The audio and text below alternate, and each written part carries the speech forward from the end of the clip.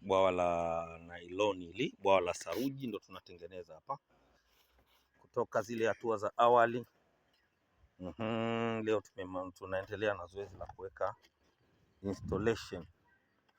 Kama unavyoweza kuona bwawa letu linakaribia kukamilika. Bwawa letu linakaribia kukamilika, lile ambalo tumetengeneza kwa kutumia mifuko ya simenti ambayo tumeijaza mchanga. Unaiona hii ni mifuko ya simenti tumejaza mchanga. Kwa hiyo hapa tutaendelea kukuonyesha hatua zote mpaka tunavyoweza kuweka maji, na baada ya hapo tunaweka vifaranga vya samaki.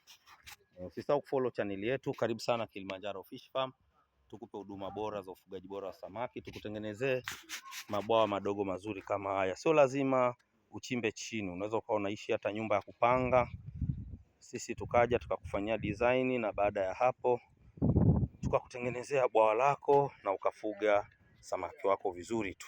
Karibu sana.